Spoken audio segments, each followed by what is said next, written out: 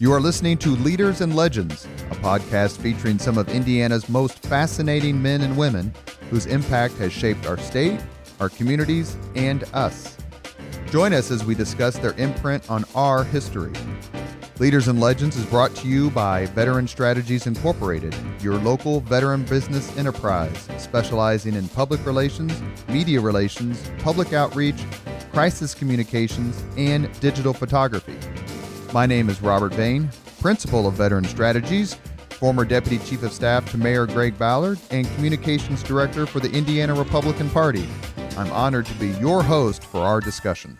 You are listening to Leaders and Legends, a podcast presented by Veteran Strategies, a local veteran public relations enterprise, and sponsored by Girl Scouts of Central Indiana, Garmond Construction, the Crown Plaza Hotel and Grand Hall and Conference Center at Historic Union Station, the law firm of Bose, McKinney & Evans, and the Bose Public Affairs Group, the McGinley's Golden Ace Inn, and McAllister Machinery, your friendly neighborhood Caterpillar dealer.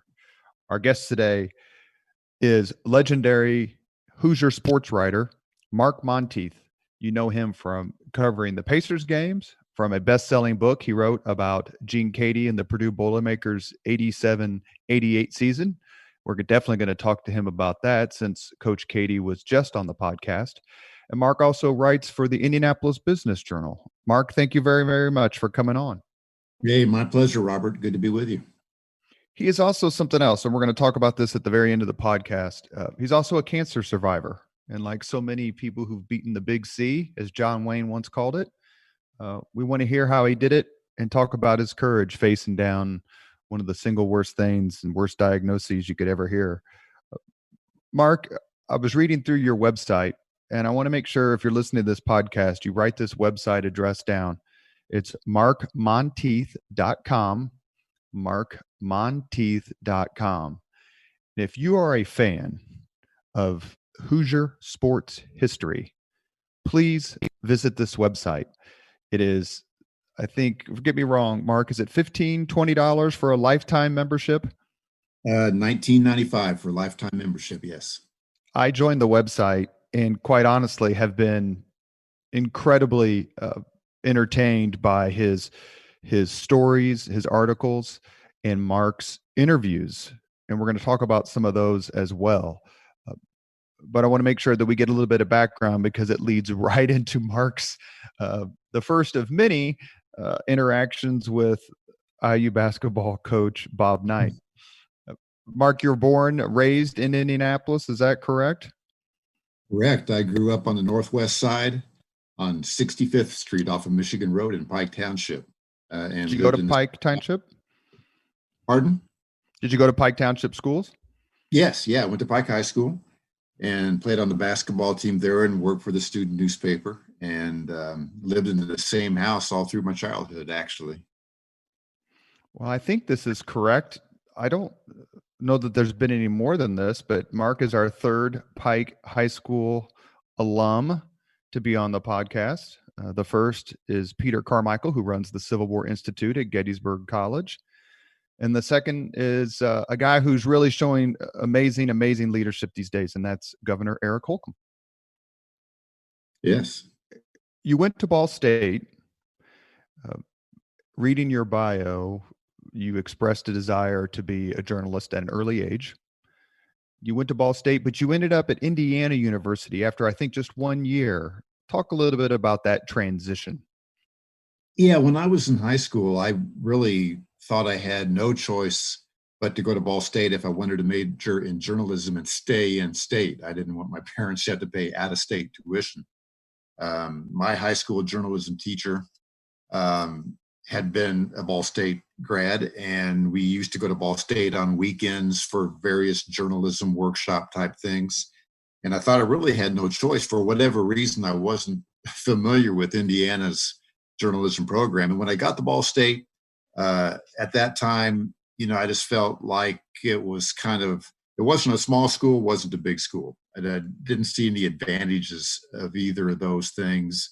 I just didn't quite feel like I was fitting in. And I became more aware of IU's journalism program and I wound up transferring there for my last 3 years. And certainly nothing against Ball State, and obviously they have a great communication school now. But I'm glad I transferred just for the opportunity to cover Big Ten sports, to cover Bob Knight. That was certainly an educational experience. And I just kind of like being on the bigger campus. I either wanted to be at a small school, Franklin College type of thing, or a big school like IU. And so I think it turned out to be a good move for me.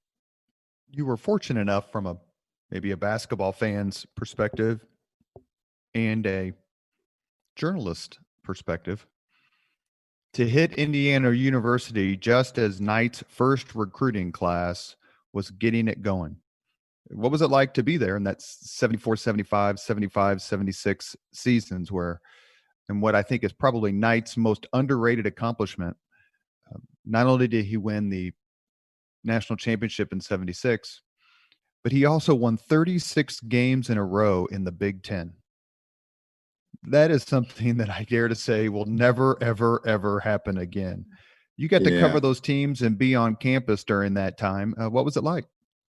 Well, it was a great experience for a journalist. And actually, the team I covered for the Indiana Daily Student was my senior year, the 76-77 season, which is the only season Bob Knight did not have a team go to a postseason tournament, didn't even make the NIT.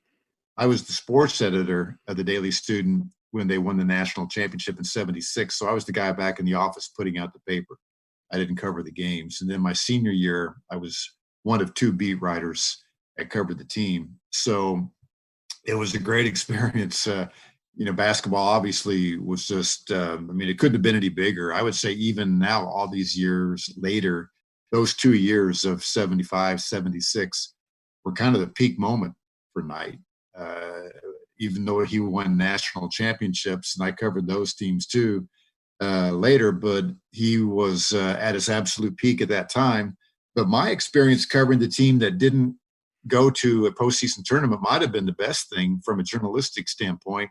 5 guys quit the team that year, and a couple of them were critical of him on the way out the door. And you got to recall Bob Knight obviously is a god in the 76-77 season. He's coming off an undefeated season in a national championship, 2 undefeated regular seasons. And suddenly guys are quitting the team, and a couple of them are critical. A guy named Mike Madej from Ohio said he dehumanized me the way he was yelling at me. It was just an amazing thing, but it taught me a lot, certainly. I was able to maintain a professional relationship with him by getting both sides of the story. If a guy would quit the team and be critical, I would talk to a former player who would add some perspective to it. So it was a crazy experience. He kicked me out of practice one day because he was mad at what somebody else at the student paper had written. But we got that resolved. It kind of prepared me for the real world of covering sports for daily newspapers. Because no coach that I was going to deal with was going to be more challenging than he was. So in a different kind of way, it probably brought the best out of me. In 77, Knight had Kent Benson, who went on to be the overall #1 pick in the NBA draft, famously got punched in his very first pro game, I think, by Kareem Abdul-Jabbar. Welcome to the NBA. But why did that team, just very quickly, obviously it lost tons of talent, but why did that team do so poorly? Yeah, number one, young. They were relying a lot on freshmen. Mike Woodson, Butch Carter were freshmen on that team. Part of it was Bob Knight's fault, I think, in that he was so accustomed to coaching great, experienced players and winning that he had a difficult time adjusting to coaching younger guys who weren't as good, who were going to struggle, and being patient with them. So I think he basically admitted that later on. It was a big adjustment for him. Team just didn't meld. It just wasn't that good, and it was too young. Kent Benson was an All-American, but he was really all they had as far as a dependable scoring weapon and just as far as being an outstanding player. Mike Woodson, Butch Carter became outstanding players, but they were freshmen on that team. You couldn't rely on them too much. So Just a lot of different things went wrong. And I may have the chronology a little incorrect here, so please correct me. He would have had, meaning Coach Knight, a incredibly formidable score on that team had not Larry Bird transferred from IU after just a few weeks to go to Indiana State eventually. Bird's never blamed Knight about that ever. He just said it was too big. He wasn't used to it. He wasn't comfortable. He had no money. And that sort of campus environment, he just couldn't handle. Did you ever have a chance to, I know you've interviewed Bird on more than one occasion, but were you aware of Bird back then when you were at Bloomington? And what did he say about it later if you had a chance to ask him about it? Yeah, I was only vaguely aware of Larry Bird then. Larry Bird was a third team all-state guy out of a small high school in southern Indiana. So obviously nobody was predicting, what would come to be for Larry Bird. So he was just a guy who left the program that people had only vaguely heard of, I think, a third team all-state guy. It turned out a guy who became a friend of mine on campus actually he took Bird's place in the dorm room. They were always overcrowded then, and certain people were sleeping in lounges on cots, their early weeks of the semester. And then would leave, and get homesick and go home.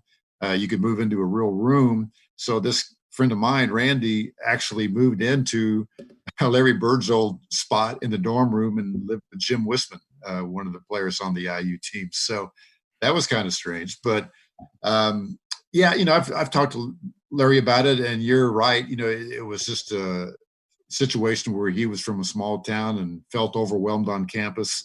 There were stories of the varsity players, guys like Kent Benson, not treating him well, kind of a hazing situation. Yeah, I've heard that. Didn't feel welcomed by his teammates, but I think he was just basically overwhelmed by the whole atmosphere. And Jim Wisman had come from a pretty affluent family and had a closet full of clothes.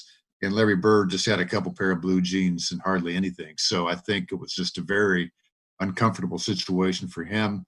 And I think looking back on it, he was probably better off, going through Indiana State's program and being the star there. I don't know that, Bob Knight necessarily would have brought out his best game. Bob Knight is a control freak and wants to be the man in charge and doesn't want any player getting to be too big. And Larry has admitted he's not the kind of guy who liked being yelled at, and he was certainly going to get yelled at if he stayed and played for Bob Knight in Indiana.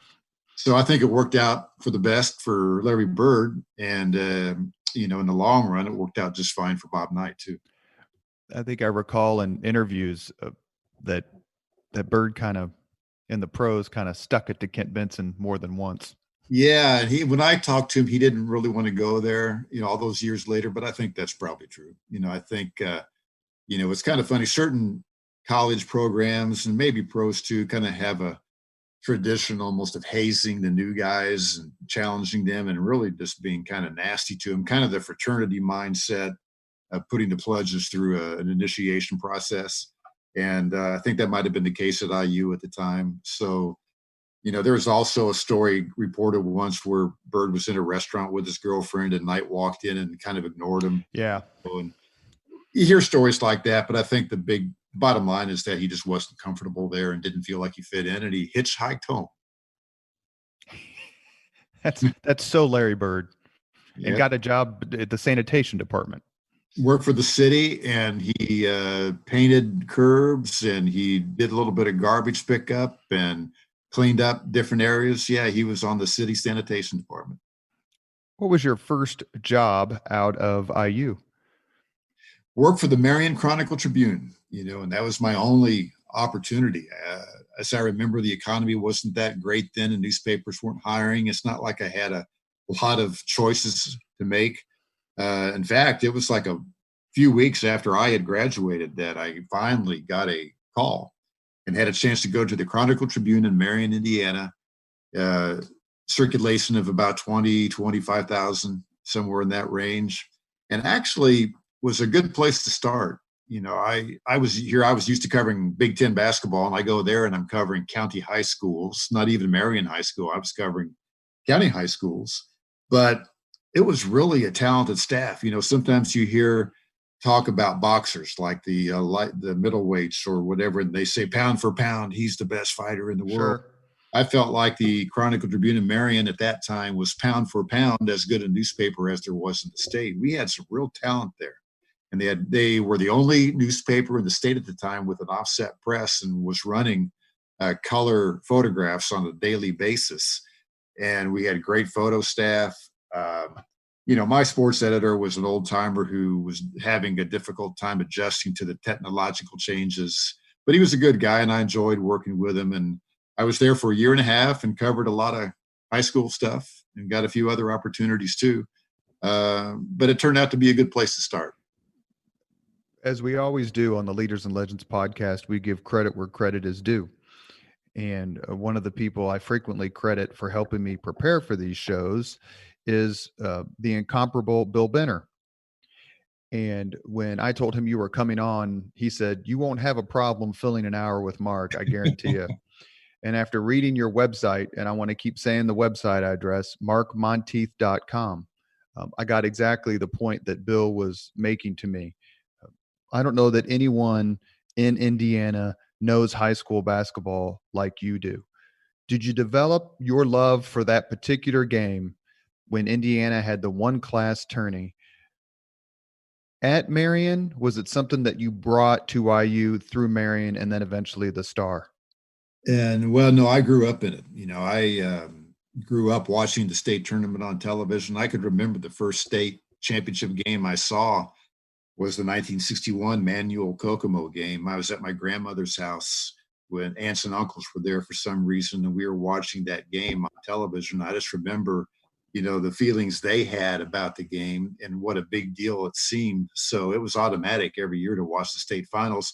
And I have an older brother, 10 years older, Dave, who played high school basketball. So when I'm 5, 6 years old, I'm going to Pike High School games in their old gym and love that atmosphere. And so I played high school basketball. So I was kind of immersed in it growing up.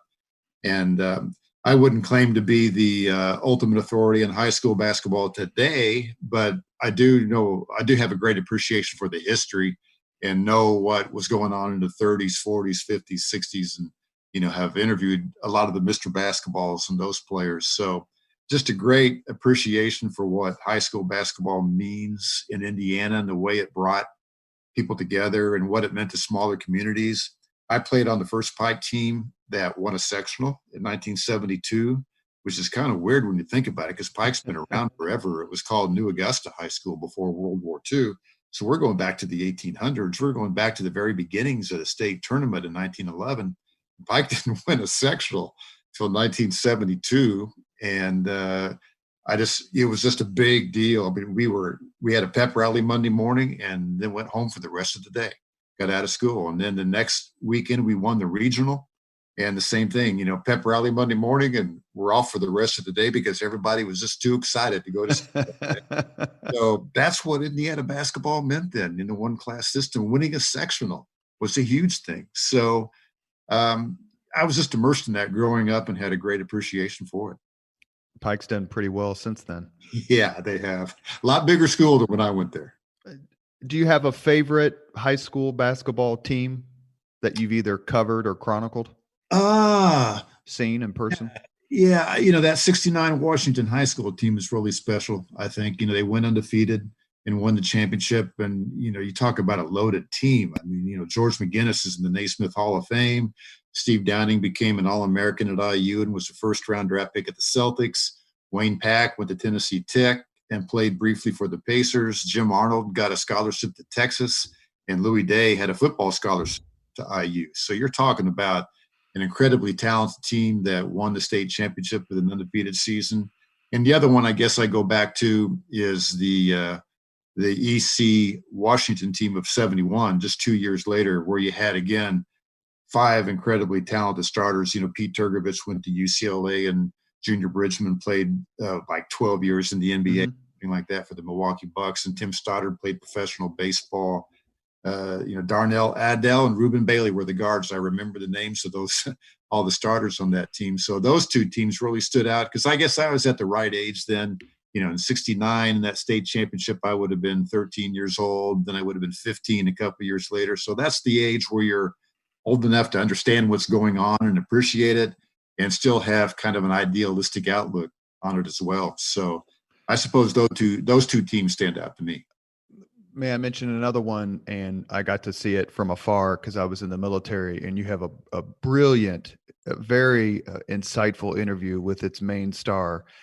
And that would be going back to your Marion roots, uh, the three-peat. I think it was Mhm. 86, 87, 88, or 87, Yeah, 88, 89, Jay Edwards, Lyndon Jones, that team with Bill Green, who I think also coached the Washington team of McGinnis and right, Downing. right.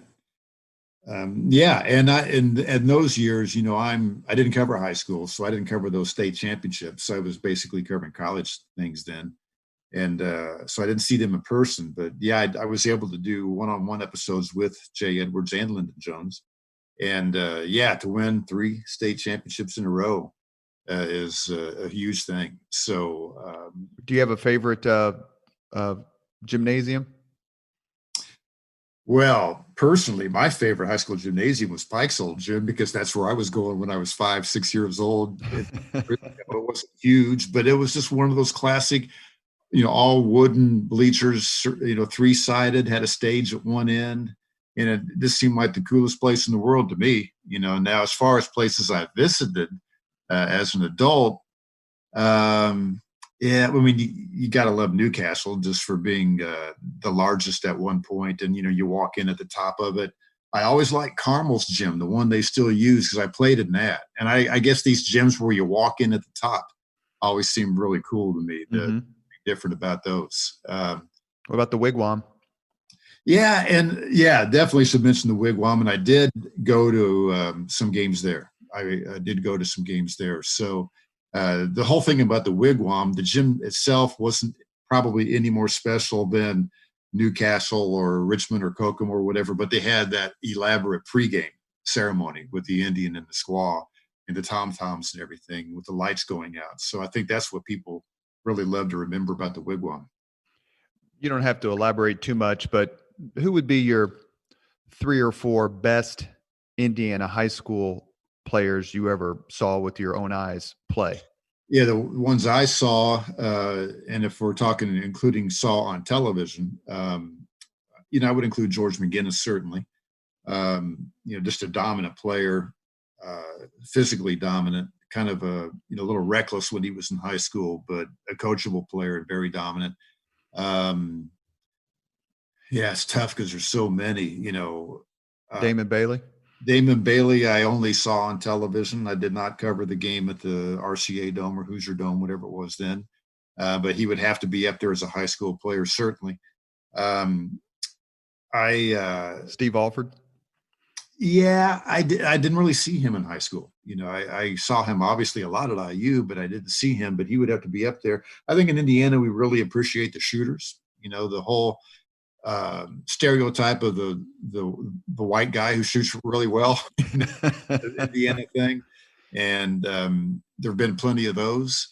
Uh, I thought Pete Turgovich in high school was just outstanding. It was funny to me how he was such a scorer in high school. He scored 40 points in the afternoon game in the state finals, and then 28 in the championship game. And everybody compared him to Pete Maravich because he was like 6'5", skinny guy with floppy hair, and he scored a lot. And then Turgovich goes to college at UCLA, and they take that away from him right away, the scoring, and he becomes basically a defender and ball handler type of guy, and winds up starting on Wooden's last championship team. But in high school in 1971, Pete Turgovich was a really big deal, partly because of Maravich, and there was that automatic Sure. person. But he had a certain style about his game and just a certain, I guess, aura about him that really got a lot of people excited. Last name I'll mention, and you didn't cover him in high school, I'm guessing, based on the chronology that we've discussed, and that's Glenn Robinson. Yeah, Robinson I just watched on television, and I remember the game against Alan Henderson in Buff, and that was certainly a memorable game. I should mention Rick Mount. I saw Rick Mount play in high school. Lebanon beat Pike in the sectional, which was held in Zionsville at the time. And you would had to have been there to understand what a big deal Rick Mountain was at that time. I mean, he was on the cover of Sports Illustrated in The 19. first high school kid, is that right? The first high school kid from a team sport. There had been Olympic athletes like swimmers, I think, who had been on the cover who were high school age, but Rick Mountain was the first high school athlete on a team sport to be on the cover. And in 1966, before we have ESPN and all these things, that was as big a deal as there was to be on the Sure. Sports Illustrated. I could remember being a fifth grader at Eastbrook Elementary, and we knew this Sports Illustrated was going to come out because there had been mention of it in the newspapers. And one day, word got out that, hey, that Sports Illustrated's down in the library. And a few friends and I sprinted down there at the Sports Illustrated copy. That's how big a deal it was. And Rick Mountain had such a unique game, such an unbelievable shooter. And to see him in person in that Zionsville sectional against Pike was really exciting. Best shooter in Indiana high school basketball history? I would say so. You know, I don't know what his percentages were in high school. And it's kind of funny. You look at his 3-point percentage with the Pacers. It was like 31%, which is bad today. But there were some circumstances behind that. He later shot much better for other teams. But as far as the pure shooter, the best looking jump shot I've ever seen, I was with him in the summer at his old high school in Lebanon where he did a shooting camp for kids, and he still has that same shooting form. And it was just a beautiful thing to watch. The perfect jump shot, able to shoot off the dribble, fading into the corner. Yeah, he'd be my favorite jump shooter, I think, in Indiana's history.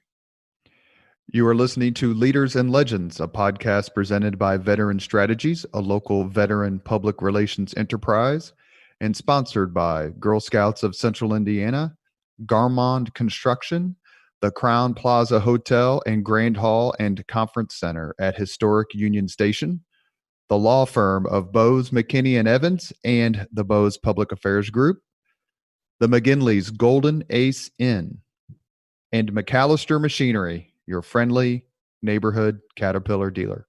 We are here with Mark Montieth, author, journalist, cancer survivor, and one of the most knowledgeable sports figures I've ever talked to. This is really our first extended conversation. I've met him a few times. He's right up there with Bill Benner. He's right up there with Bob Hamill and the list of folks who have chronicled the sports icons and events of my youth and many others.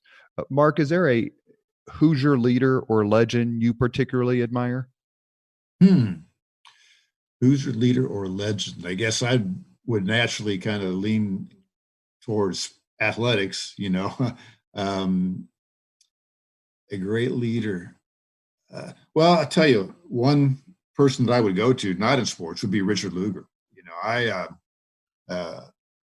had a chance to communicate with him. I did a book with Max Shoemaker of the Indianapolis Indians a couple of years ago, and Richard Lugar was a high school classmate of Max's and agreed to do the forward for the book. So I called Lugar, and I had met him. Actually, our high school team at Pike went down to the city county building to have lunch with the mayor after we won the regional. And so I shook hands and got a picture taken then, but I had a chance to speak with him for the book. And I've always admired him as somebody who rose above politics and was a statesman. You know, he was willing to cooperate, highly intelligent person, a great character. Max Shoemaker has the story that when they would ride together to go see an Indians game as kids, like as college kids or high school kids, if Lugar would drive, he would never exceed the speed limit, even 1 mile an hour. If it was a 30-mile-an-hour zone, he would not go 31. You know, that's how pure he was. And then, you know, to be as smart as he was, he did so many great things for the city of Indianapolis. Marcus Square Arena would not have been built downtown if not for him. There would have been probably a stadium out in the cornfields in Pike Township, as a matter of fact. So we learned that story when we had Bill Benner on the podcast. I did not know that particular story. Yeah. That people wanted the stadium to be built in the suburbs. And Yes. and then Mayor Lugar, along with, I believe, his then chief of staff and also podcast guest Jim Morris, Yes. figured out a way to use federal monies to build Market Square Arena downtown. And that's really, along with the building of the convention center, the first two main cogs in the engine of downtown Indianapolis, which of course is struggling during the current turmoil, but has fueled our growth for decades. No question. No question. That was a huge moment for the city. The city would be much different today if not for what Mayor Lugar did at that time. So I've admired him, I'm not generally, conservative minded in my political outlook, but, he's certainly somebody who rose above all that and I thought deserved a lot of admiration. A lot of coaches I've admired, but, I've also recognized them as fallible humans as well. I would never look up to a coach as a godlike figure or say he got to be president, somebody like that. I'll give you another name, though, that just came to mind. Donnie Walsh, has been a huge factor in this city. I covered the Pacers for 12 years for the Star and obviously had a lot of dealings with Donnie Walsh, who was the team general manager and president during most of those years, and have great respect for him as a genuine leader whose ego was not wrapped up in the job, who just wanted the team to be as good as it can be and be a good representative of the city. Wasn't power hungry by any stretch of the imagination. It was really educational and enjoyable for me to observe somebody do a difficult job and do it really well for a long period of time. And you don't see that a lot. Max Shoemaker of the Indians also, I would put in that category, did a tremendous job. And that's why we have a nice downtown stadium in Indianapolis. Those two guys ran professional franchises in a totally professional manner and successful manner. And that makes the city better. Those two franchises have made the city better. We should also mention that when Donnie Walsh was on our podcast and I asked him the Hoosier leader or legend he particularly admired, his answer was Richard Lugar. Yeah. Donnie and I have talked about Lugar some, and Donnie's one who pointed out he's a statesman. He's not a politician. He's a statesman. And again, I can speak for Donnie that he may not have had the same political viewpoint on everything, but he recognizes talent and character. And I know he was also a great admirer of Richard Lugar. We've talked a lot about high school basketball because it is so important in Indiana. And those of us who lament the loss of the one class tournament and the specialness that it brought to Indiana, not only within the state, but outside the state. You've covered that well, but you covered college basketball for many, many years. Talk a little bit about your career after leaving Marion and what you covered during this phase. Yeah, from Marion, I went to Fort Wayne. Fort Wayne Journal-Gazette. There were two papers there at the time, and the Journal-Gazette was the morning paper. And after a year and a half in Marion, I got an opportunity to go to Fort Wayne because the assistant editor up there had been at the Daily Student when I was a student at IU. So I knew somebody. I had a connection. We all know it takes connections a lot of times to get the right opportunities. So I went to Fort Wayne, and after a couple of years there, I basically became a college writer. I covered IU and Purdue, football and basketball, and did other things, but those were the two main things. And for a while, I made a lot of trips from Fort Wayne to Bloomington to cover a game, Fort Wayne to Lafayette, a 3-hour drive to Bloomington, about a 2.5-hour drive along highways 24 and 25 to get to Lafayette, and get back at 3 a.m, that kind of thing. My parents still lived in Indianapolis, so a lot of times if I went to Bloomington, I'd just come back to Indianapolis and stay there for the night. But it was great, to cover IU and Purdue throughout the 80s. Up until 1990 when I left the Fort Wayne paper. There were some great teams there and some great games. The all-time peak for me was that 86-87 season when IU won the national championship, but IU and Purdue tied for the Big Ten championship. And they played one another, and each team won by 11 points on its home court. They were that evenly matched. And just the atmosphere at those games. I was at the game when Bob Knight threw the chair. I was at those games in Mackey Arena. Mackey Arena is the loudest arena I've ever been in. When Indiana came in that place would get louder than any place I've ever been. So just a lot of classic games involving those two programs throughout the 1980s. We had Gene Keady on the podcast. He was absolutely terrific, very generous. He tells the story about wanting to go to Purdue or thinking about it, and McGuire telling him, "Don't go there. You'll never beat Knight." Mm-hmm. And famously, Keady has, I think, a 22-21 record against Coach Knight.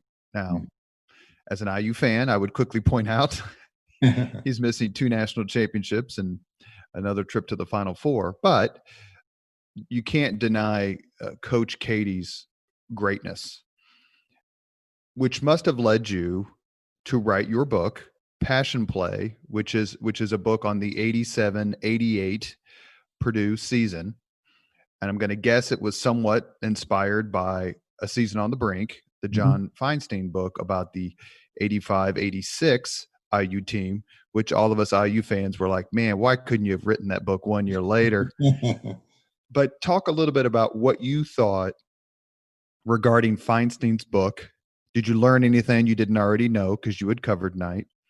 And discuss your book, Passion Play, about Purdue's 87-88 season, where I think Purdue won the Big Ten outright and was ranked number 1 they didn't do well in the tournament. They lost in the first or second round. They were ranked second. Yeah, they were ranked second. But they had a terrific team. Mm-hmm.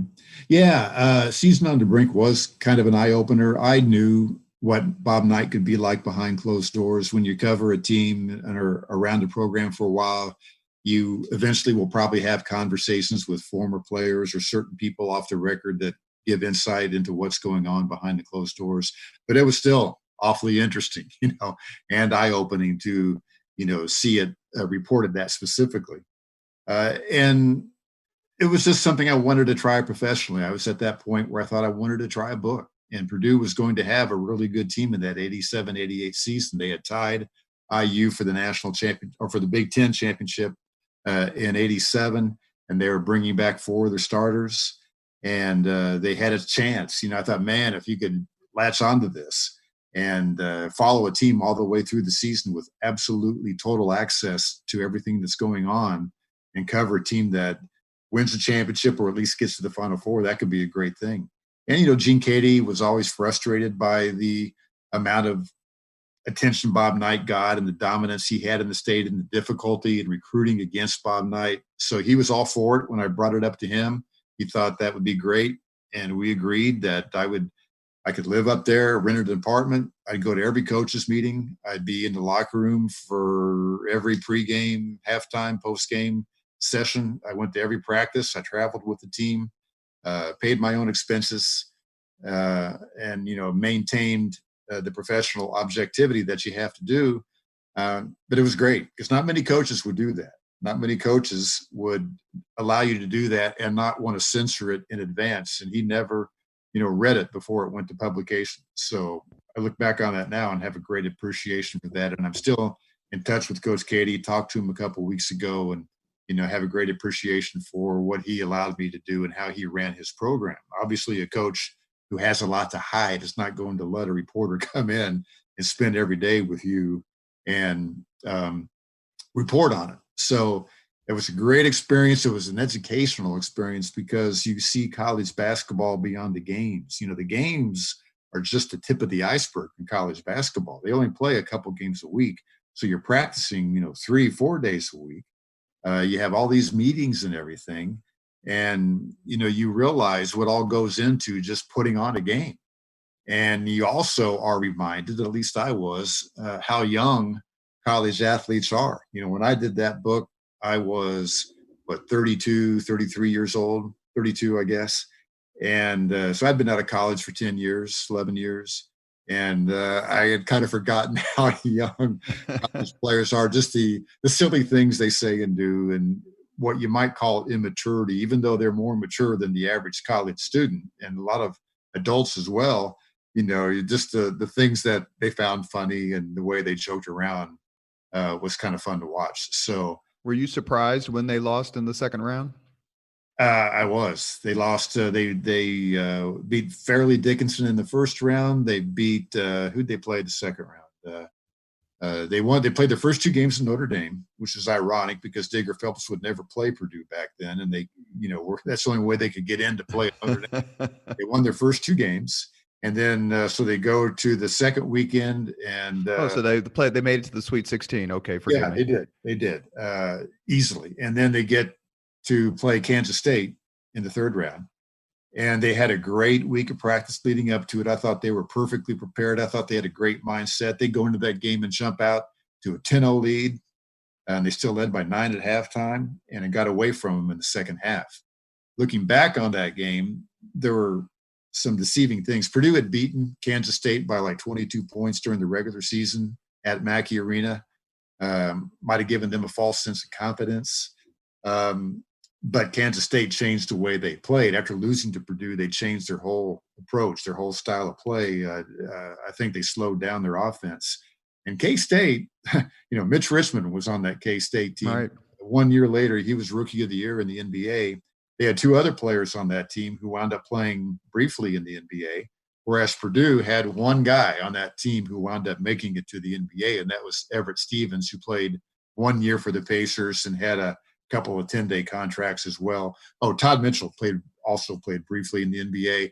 Mel McCants was the 12th man on a Lakers team, but never played. Steve Scheffler, a sophomore on that Purdue team, did have an NBA career, but he wasn't that great a factor in that particular game because he was scared to death playing in the Silverdome up in Detroit.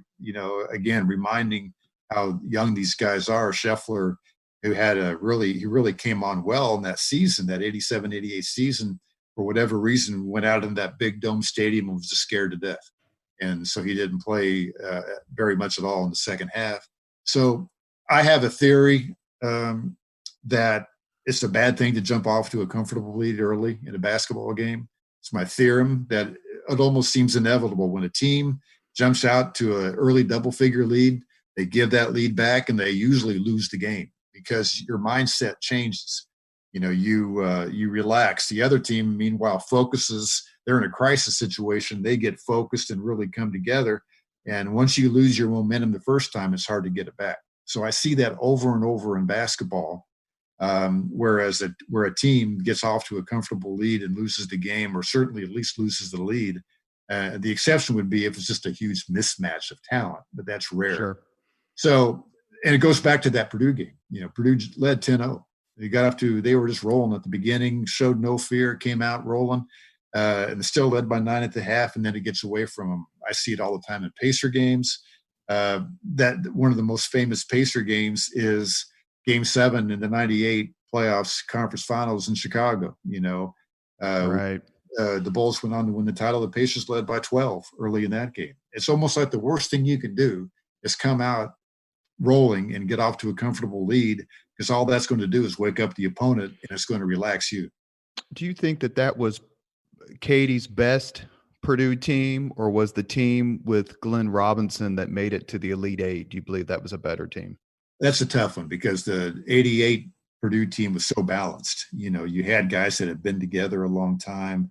You didn't have a first-round draft pick on that team, but you had a really balanced, cohesive team that had played together for a few years. Whereas the Purdue team with Robinson just had a superstar, the first pick in the draft. I think I would give the nod to the 88 team, maybe because I'm more familiar with it, but I thought they had better depth and balance, which I think is important. Now, you get into tournament games or playoff games, it's often just about talent and having one guy who can take over the game and dominate.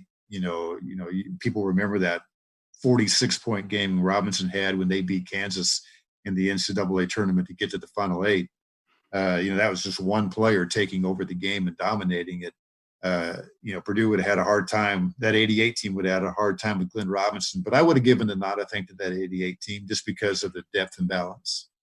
If the 1981 IU national championship team played the 1987 IU national championship team, who do you think would come out on top? I think 81. Isaiah Thomas, was a superstar player. And you look at that 81 team, I mean, Ray Tolbert played 10 years in the NBA. Randy Whitman played 10, 12 years in the NBA. Um, Landon Turner would have played in the NBA. Ted Kitchell was an awfully good college player. I just think that 81 team was more talented. That 87 team, you could call it Bob Knight's best coaching job. I tend to think coaches do about the same job every year, and they just have different collections of talent that maybe they relate to better or worse than other years. But the 87 team obviously was really good, but I think the 81 team had more talent. And while they struggled early in that season, by the time they got to the tournament, they were rolling. So I'd go to 81. Were you at, I think, is it Atlanta when IU beat North Carolina in the 1984 Sweet 16? Oh, yes, I was. I was there, yeah. So on the list of Knight's best coaching jobs, coaching masterpieces for IU, who had one first round draft pick, and that was Uwe Blop, who was, a nondescript pro player, with all due respect, to beat the North Carolina Tar Heels, who were ranked number 1 in the country and had, if I can remember correctly, 5 first round draft picks, including Sam Perkins and including Michael Jordan. For Knight to beat that North Carolina team, I remember watching it I was in high school. I remember watching it on television, and you simply couldn't believe what you were watching. Like, there's no chance in hell. Yeah. Yeah. And Alfred had a great game. Marty Simmons, freshman, contributed in that game. Dean Smith contributed to it by leaving Michael Jordan on the bench too long. Jordan got some early foul trouble, so Dean Smith had him out of the game too long. But that was a great coaching job, no question, for that one game. And it was interesting, but they come back 2 days later and lose to Virginia. They have a chance to go to the Final Four, and that just spoke to me about how difficult it is to come off of a peak moment. Whether it's in the course of a game when you have that early run and get a big lead early, it's hard to follow up on that. Just like when you have a great win like Indiana had over North Carolina that day, it's hard to come back the next game and play again and regain that focus and enthusiasm and energy because you're still riding high from your accomplishment. So those are the kind of things you see over and over in sports and get reminded of every year. Yeah, Virginia makes it to the Final Four the year after losing Ralph Sampson. Yeah. Go figure. And they were in the Final Four when IU won the national championship in 81 because they had lost to North Carolina and IU had beaten LSU. Yeah. You mentioned Knight's coaching jobs. To me, his team that came absolutely out of nowhere to do much better than anyone expected was the 88-89 team. Did you cover that team much? That's the team that won the Big Ten famously, even though they were projected towards the absolute bottom. Won the Big Ten when Illinois went to the Final Four and when Michigan not only went to the Final Four, but won the national championship. That to me seemed like that was almost the apex of Knight's genius, to take a team that didn't seem to have a ton of talent. I mean, Jay Edwards, of course, but no first round draft picks, as I recall, and will it to the top of the Big Ten standings. Yeah. Was Brian Evans on that team? I think he might have been. I don't think so. I think it was Sloan Screen number 45, if I remember Dick Vitale's quote correctly, and Eric Anderson and Lyndon Jones and Jay Edwards, and Jay Edwards just became one of the most amazing clutch players in the country, as you describe in your terrific interview with him. And you can find the interview with Jay Edwards that Mark did on markmontieth.com, where he talks about he just felt like he could make every shot, and he did. He hit a game-winning, or what appeared to be a game-winning shot, on 3 consecutive Sundays on national television that year. Just an incredible clutch shooter. Yeah, I worked hard for that Jay Edwards episode. My one-on-one, I had to drive up and get him and bring him down here to do it twice. I chased him for 3 or 4 years to get him to do that, and finally wore him down. But I did not cover that 88-89 team. I think at that time, this gets into inside baseball bit on newspapers. I got a leave of absence from the Fort Wayne Journal-Gazette to do that book with Purdue. I did one Sunday column a week, got half pay, which was a very generous thing that the editor there, Craig Klugman, did for me to help my career. So I go back to the paper for 88-89, And we had kind of had an agreement that I could work out of. I was working out of Indianapolis at that time. I moved to Indianapolis in 1984 when the Colts moved here to be centrally located. And then suddenly everything changed and they wanted me to move back to Fort Wayne. And wait a minute now, I thought we had an agreement here. And that kind of led to me actually leaving in 1990. But that 88, 89 season, I was basically covering Purdue again, just for the newspaper. You mentioned the Colts. We've talked a lot about basketball, and then we want to spend the rest of the time really discussing your connection with the Indiana Pacers. But as a Pike Township kid, what was your reaction when you heard on the radio, saw on TV, read in the newspaper, the Baltimore Colts are coming to Indianapolis? I mean, we've had discussions. David Frick, who was senior deputy mayor, came on the podcast where he talked about the negotiations.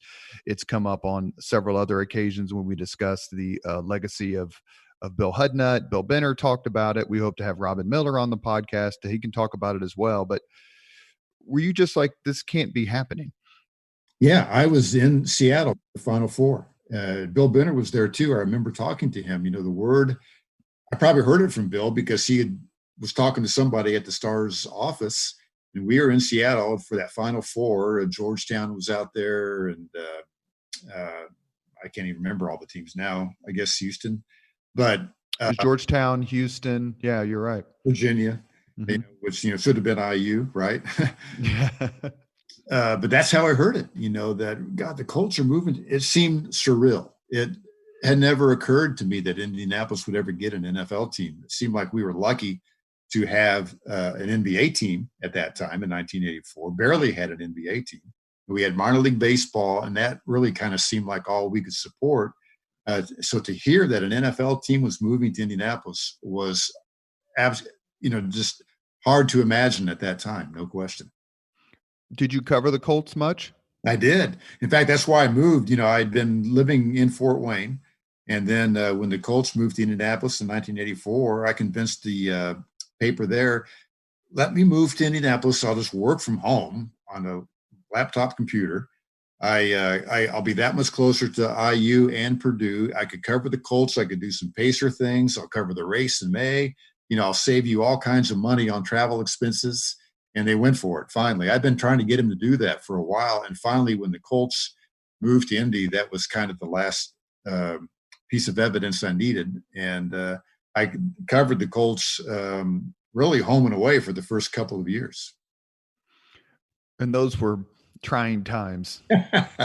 They were bad teams, but nobody cared. The city was so happy to have an NFL team that people obviously wanted them to win, but nobody was getting too upset because everybody was giddy over just having a team. It's funny to look back when the RCA Dome was imploded. Channel 13 ran a video clip of the very first Colts game that was played there. And the thing that jumped out at me immediately was that fans didn't wear jerseys in those days. Everybody was wearing street clothes, sweaters, shirts and stuff. Nobody had on a team jersey, and now it's like 95% of the people have a jersey on. It was a whole different atmosphere back then. What was it like when the Colts famously traded for Eric Dickerson? That, like, wow, not only do we have a big league team, now we have a big league star. That seemed to be a watershed moment in the franchise's history. Yeah, it was because he was nationally known. I mean, he was an absolute superstar in the NFL. And, Indianapolis has not had many players like that who are like MVP candidates. There had been some great players in the ABA, but that had been a while. It had been 10 years since the ABA. The Pacers had their peak moments in the ABA. And everybody knew Eric Dickerson. And, Indianapolis, we're a smaller city, and you could argue that we have kind of, issues with self, worth or whatever, that, we're always thinking that the big cities get all the breaks and, we're just little Indianapolis, that kind of thing. And so for the Colts to get a player like Eric Dickerson, a badass running back from LA, was a big deal. Now you look back on it, it was not a good trade, long-term for the Colts, but for that moment, I think the word I kept hearing was that it gave the Colts legitimacy. Right. If everybody in the country knew who Eric Dickerson was, And for him to come to the Colts, that made the Colts seem like a more legitimate team. Like when Reggie White signed with the Packers and completely Yeah, changed that yeah, franchise. You yeah. One mentioned athlete can do that. you mentioned conspiracies, perhaps, or inferiority complex, and Yeah. of course, I'm thinking about the NBA rigging the lottery so that Patrick Ewing goes to the Knicks, uh, which we I all covered that. believed. I That was was a just going to say, which we all believed happened, and it's a well, I should say all of us fans believed happened. It's a perfect segue into your history with the Pacers. When did you start covering the Pacers as part of your full-time gig? And take us through some of the maybe the better seasons you covered or some of the more historic moments you covered. Yeah. Well, I went to Pacer games as a fan their very first season, 67, 68 season. Would have been a 12-year-old kid then.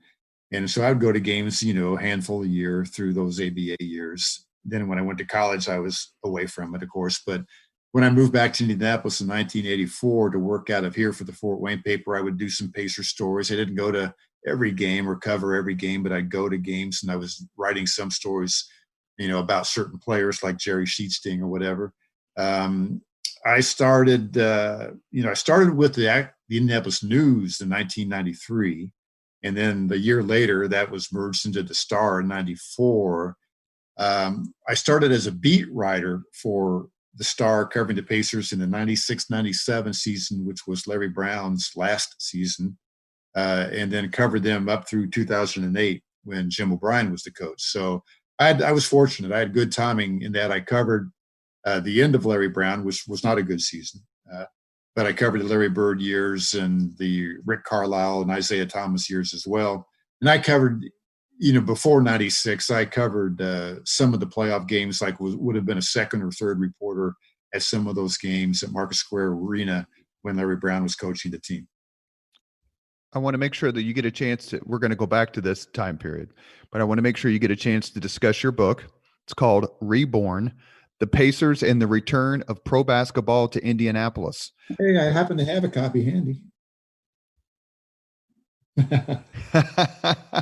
Talk about your book and what it chronicles and some of the little nuggets that you learned when doing research.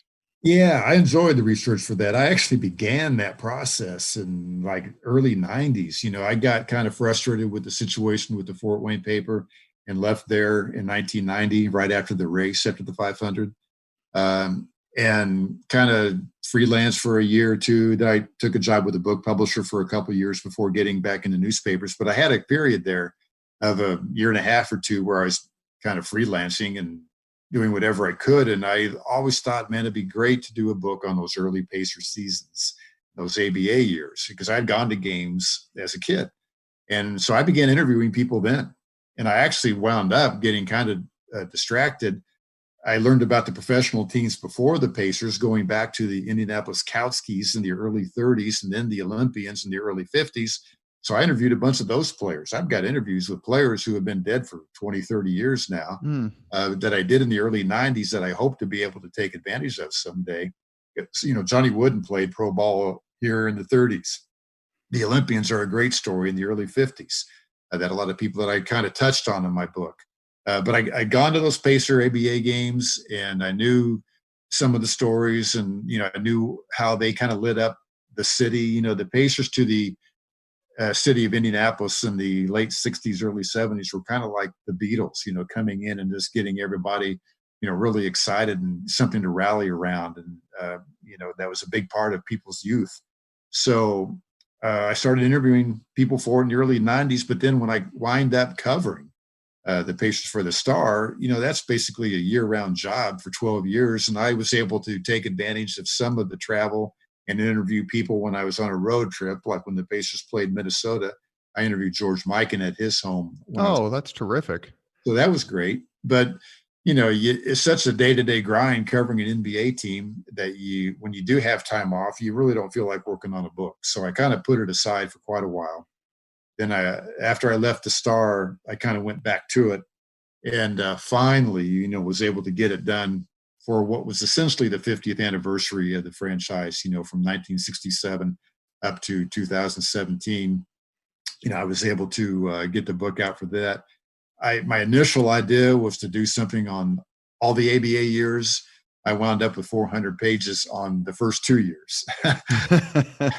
I really got into how the franchise came together because, you got to realize this was not an expansion franchise that joined the NBA. This was a team starting from scratch in a league that was starting from scratch that nobody really thought would survive. So the Pacers were just so lucky to put together the organization they did, to get a future Hall of Famer like Roger Brown out of a factory, working the night shift in Dayton, Ohio, at a GM factory. No.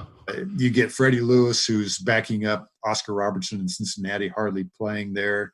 You get Mel Daniels the second year for $100,000, in a trade because Minnesota is moving and they need some cash. So, you're putting this team together just from good fortune, basically. And then the second year is not going well. Well, Slick Leonard's working for Herff Jones up in Kokomo, and they got him back into coaching. He had coached in Baltimore, and the end had not gone well because he had a young team. But he's selling class rings and graduation supplies up in Kokomo, perfectly happy up there. And he comes back and coaches the Pacers as a part-time job. Basically, he didn't give up that Herff Jones job because he didn't know if the ABA would survive. So for a couple of years, he's doing both. He's coaching the Pacers and, making calls, selling graduation supplies to high schools. Did he sell championship rings to the Pacers after he coached them to championships? Yes, he did. He helped defend them. So, and most people don't realize that Bobby Leonard's connection to Hoosier basketball goes back to, I think, the 53 IU national championship team with Don Schlunt, correct? Right. He was a member of that team. Leonard was the junior on that team and hit the game-winning free throws. And, he went to high school in Terre Haute. So he was, he goes all the way back. And he was back in Indiana figuring he was out of basketball after leaving the Baltimore Bullets. He got fired. It wasn't announced as a firing, but he got fired. And he's back in Kokomo, and his wife Nancy's teaching classes at Kokomo Taylor High School. And he's traveling around the northern part of the state selling graduation supplies, meeting with principals, high school principals, and using his good name to good use. And suddenly the Pacers come calling that second year, and he's back in it. And so it's just an amazing set of circumstances that allowed the Pacers to get off the ground and survive those early years.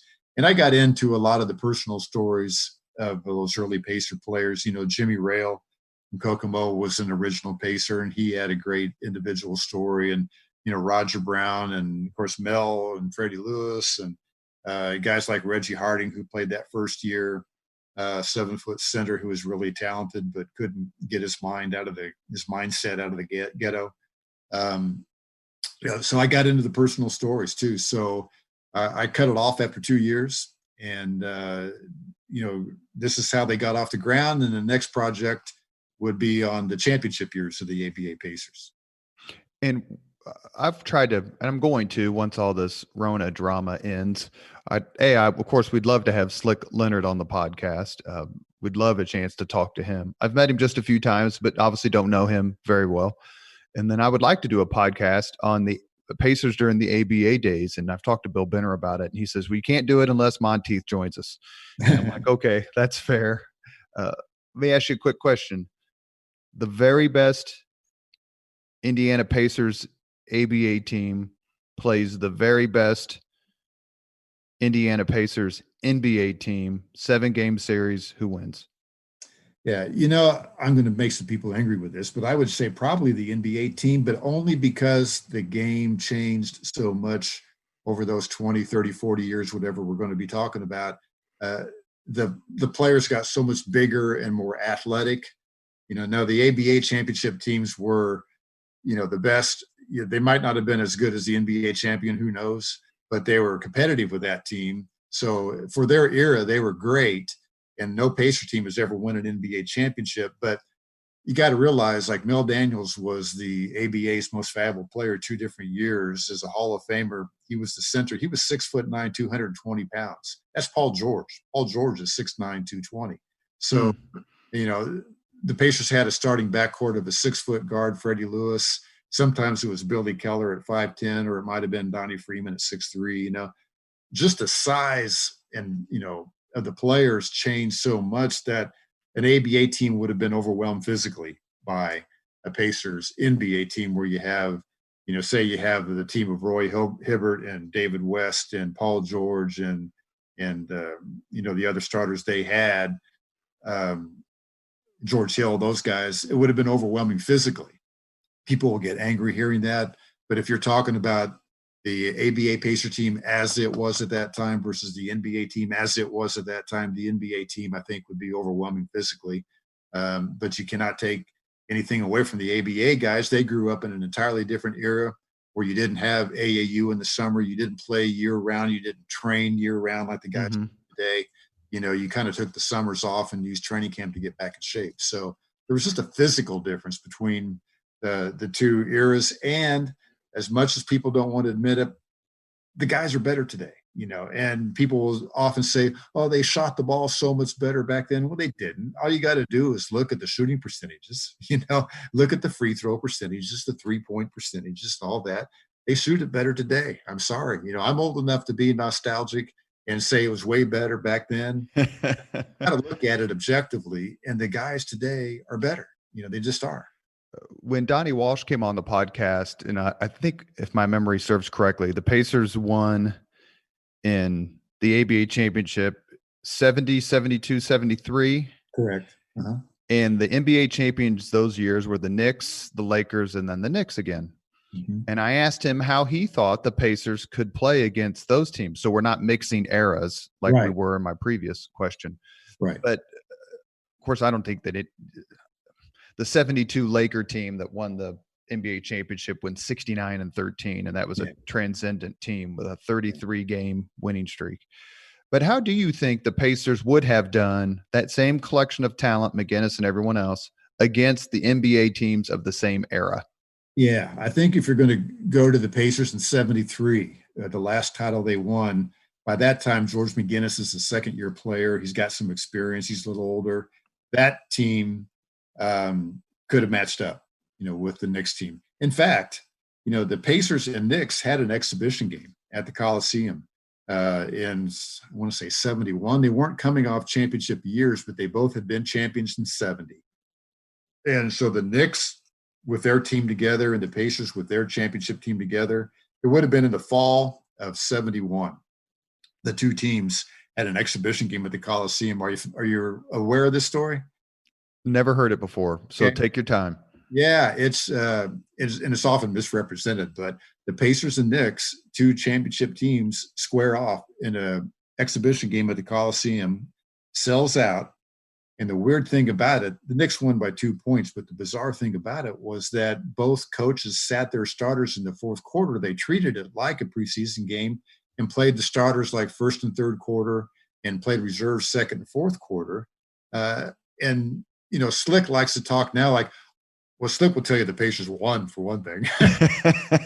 He'll tell you that there was a banquet the day of that game and Bill Bradley got up and was insulting Indianapolis, and Roger Brown came to me after that banquet and said, let me take Bradley tonight. And Roger went for 32 points that night and held Bradley to 12 or whatever. And it's not true. None of that's true. The Knicks won by 2 points. It was a great game, but the Pacers did prove they were competitive with that Knicks team. So it was still a positive moment for anyone who doubted the ABA or doubted the Pacers. They were competitive with the Knicks team that had won a championship and was going to win another one a year later. The Knicks actually, the Pacers kind of rallied in the fourth quarter with their reserves. Rick Mount and Billy Keller were coming off the bench playing well.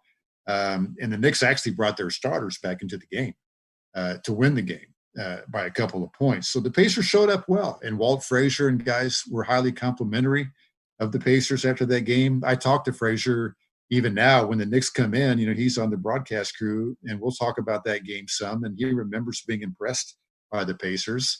It's kind of funny. Billy Keller, he's 5'10" and spends his winters in Florida now. He doesn't look like a former pro basketball player. And he says whenever somebody seems surprised that he played professional basketball, he's got a picture on his phone from that exhibition game I'm talking about where he's dribbling up court with Walt Frazier guarding him. He'll show him that. Look, I've got it on my phone now, actually, that most people a picture of Walt Frazier guarding him in that exhibition game to prove to people that he played professional basketball. One of the things we've talked about in this podcast is the book Reborn that Mark wrote. Reborn, The Pacers and the Return of Pro Basketball to Indianapolis. It's available on Amazon. If you're a fan of the Pacers and grew up in the era, it's a little bit before my time. I was born in 67, but I'm old enough to remember the ABA days and certainly old enough to remember the god-awful telethon. But please pick up this book. And while we're at it, I want to make sure that I say this again. If you love Indiana sports history, Purdue, IU, high school, pro, whatever, please take a look around markmontieth.com. It's markmontieth.com. And you can read interviews by Mark, and you can listen to some of his tremendous discussions with Hoosier legends. It's at $20 for a lifetime membership. I joined a couple of weeks ago in preparation for this podcast, and I'm really glad I did. And if you want to choose one that's really going to get you hooked, listen to part 1, I believe, of his interview with Isaiah Thomas. It's an absolute miracle that Isaiah Thomas ended up at IU. And if you're familiar with the story, you'll understand what I mean. But if you're not familiar with the story, listen to Mark Montieth's interview with Isaiah Thomas. And not only you'll understand what Isaiah had to go through just to make it to school every day, but how he basically, his mother walked away from a briefcase full of cash that Isaiah says was presented in front of the family in the living room. And Isaiah went to IU, and Isaiah talks about why he went to IU and why he was glad he did. markmontieth.com. Mark, we end the podcast with the same 5 questions of all guests. Are you ready? I'm ready. What was your first job? Oh, like not professional job, huh? This job period. I guess it would have been on the grounds crew at the Highland Country Club on the golf course there. I was in high school at Pike, and was able to get a job on the grounds crew. And I knew nothing about golf at that time. I mean, I should not have. I remember being out there cutting greens with a hand-propelled mower and trying to make that golf course look good. So I had a job out there for about $2.75 an hour, I think. And then I went right from there to a job pouring sidewalks and curbs for a non-union construction firm for $3.25 an hour. Seemed like a lot of money. Question number 2. What was your first concert? Oh, I'm almost ashamed of this. I'm not ashamed, but when I was a freshman at Ball State, I didn't go to any concerts in high school for some reason, but I went to a concert with the Carpenters at Ball State. Shameful. Hey, they didn't bring in big names. I went to IU the following fall, and right when school started, I went to a concert, Beach Boys, Eagles, and Kansas, and that was a good one. Holy Magna. Okay, you've redeemed yourself. I'm sorry? You have redeemed yourself. Okay, yeah. You know, Greg Ballard was at IU when you were there. Did you happen to see him at a frat party or some other such event? No, he graduated in 78, and we had Mayor Ballard on our inaugural podcast. His first concert was Sly and the Family Stone at Bloomington. Okay, I didn't go to that one. I went to summer school down there, and Elvis was there in the summer, and I didn't have the money. I didn't go to the concert, which I obviously wish I had. And the Rolling Stones were there one summer too, and I didn't go to that either. I just didn't go to that many concerts down there. Question number 3. If you could recommend any book for someone to read, which book would you choose? Oh my. Obviously I can't say my own, that would be too obvious. I'm looking around my room here at different books that I have. Favorite book. I mean, Season on the Brink is one, a college basketball fan. If you're an IU fan, a Bob Knight fan, you should certainly read that for the insight it gives. I just finished a 2-volume biography of Frank Sinatra, and each one was like 700-800 pages. and I'm not that big of a Frank Sinatra fan, but I started reading it and I didn't want to be a quitter. And I also was really impressed by the job that the writer did. The amount of research that he put into this was kind of inspiring for me because, if you're going to write a book, that's the challenge of how much research you're going to put into Yeah, it. exactly. You can stop at any time, right? But you're going to go the extra mile and make that extra phone call or, read that extra article or whatever. And while it's not necessarily the favorite books I've ever read in my life, but I'm looking at it now, there's a 2-volume set biography of Frank Sinatra that, boy, anything you want to know about Frank Sinatra, it's in there. It's complete, and it's just an incredibly impressive work of journalism. Number 4, if you could witness any event in history, be there as it happens, which event would you choose? Any event in history. Well, I would have liked to have met Jesus to find out what was real. How is this real? So Or the Sermon on the Mount or the resurrection? anything? Just, could he really do the things they said he did? How much of this is mythology that developed or how much of it is true? Any event surrounding him, would have been awfully enlightening. As far as more modern day things, I would have loved to be able to say that I was at the Milan Championship game in 1954. If we're just going to get into, more meaningless sporting events, would have been historic. I would have loved to have seen the Addicts Championship team, the next year, or 55 or 56.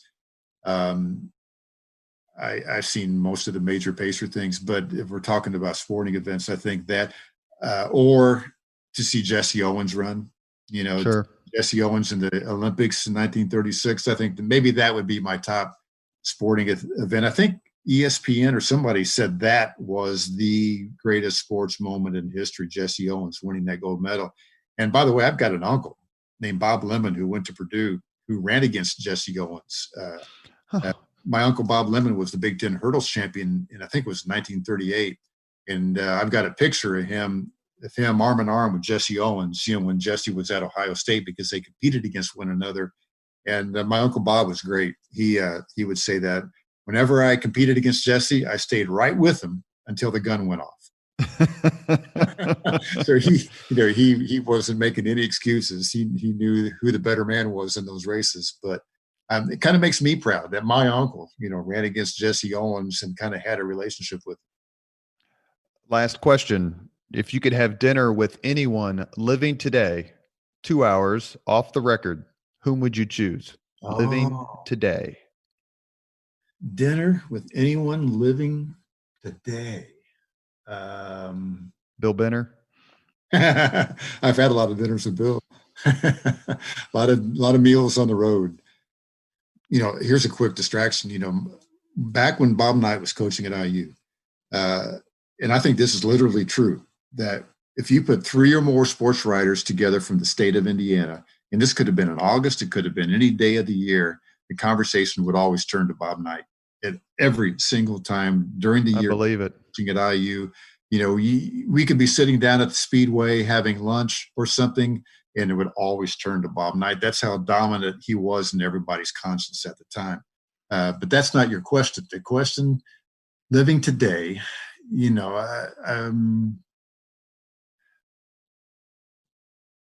maybe Michael Jordan, that's a cliche answer, I suppose, but he would be interesting to talk to. If Wilt Chamberlain were alive, I would say him in a heartbeat. He was my favorite player growing up. I think he was a fascinating guy, and a disappointing performer in some regards, but he would be an awfully interesting guy to talk to. I probably will think of somebody when we get done here. Well, Michael Jordan is an answer we've not had before. So surprisingly, so that's a darn good answer. Guy, he's not a complex guy or, whatever, but he would be interesting to talk to all these years later. He would be much more interesting to talk to now than he would have been when he was playing. I think he's got a whole different perspective now. You have been listening to Leaders and Legends, a podcast presented by Veteran Strategies, a local veteran public relations enterprise, and sponsored by Girl Scouts of Central Indiana, Garmond Construction, the Crown Plaza Hotel and Grand Hall and Conference Center at historic Union Station, the law firm of Bose, McKinney, and Evans and the Bose Public Affairs Group, the McGinley's Golden Ace Inn, and McAllister Machinery, your friendly neighborhood Caterpillar dealer. Our guest has been Mark Montieth, purveyor of markmontieth.com, which I strongly suggest you visit. He was a longtime writer for the Indianapolis Star and other places in Indiana, and is the foremost chronicler of basketball in this state. Mark, thank you very, very much for joining us. Hey, Robert, thank you. Enjoyed it. Thank you very much for listening to Leaders and Legends, brought to you by Veteran Strategies Incorporated. If you want to contact us about this program or our menu of public relations services, please send us an email at robert@veteranstrategies.com. That's robert@veteranstrategies.com.